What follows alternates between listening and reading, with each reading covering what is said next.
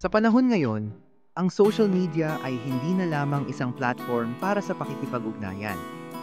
Ito ay naging isang makapangyarihang kasangkapan para sa tunay na progreso.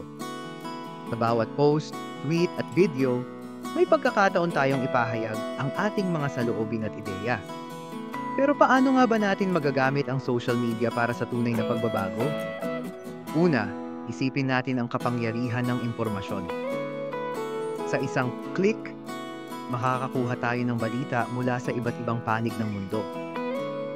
Pero hindi lang ito basta balita. Ito rin ay pagkakataon upang matuto. Halimbawa, maraming mga eksperto at mga tagapagsalita ang nagbabahagi ng kanilang kaalaman sa mga social media platform.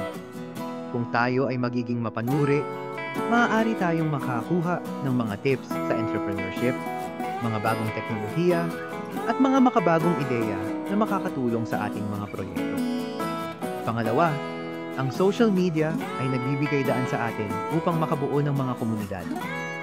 Sa pamamagitan ng mga grupo at pages, maaari tayong makahanap ng mga taong may kaparehong interes at layunin. Isipin mo, kung ikaw ay isang negosyante, maaari kang sumali sa mga grupo na nakatuon sa pag-unlad ng negosyo. Dito, maaari kang makipagpalitan ng mga ideya, makakuha ng feedback, at makahanap ng mga potential partners. Ang pagkakaroon ng suporta mula sa iba ay napakahalaga sa pag-abot ng ating mga pangarap. Pangatlo, ang social media ay isang platform para sa advokasya. Kung may mga isyu kang pinaniniwalaan, maaari mong gamitin ang iyong boses upang ipahayag ito. Maraming mga tao ang nagtagumpay sa kanilang mga advokasya dahil sa kanilang mga post at kampanya sa social media. Halimbawa, ang mga environmental advocates ay gumagamit ng social media upang ipakalat ang kamalayan tungkol sa climate change.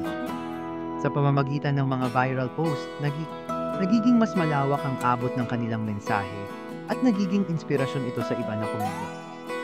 Ngunit, dapat din tayong maging responsable. Ang maling impormasyon ay mabilis na kumakalat sa social media. Kaya naman, mahalagang suriin ang mga sources bago tayo mag-share. Ang pagiging mapanuri ay isang mahalagang hakbang upang maiwasan ang pagkalat ng fake news. Sa halip na maging tagapagpalaganap ng maling impormasyon, tayo ay dapat maging tagapaghatid ng tama at makabuluhang impormasyon.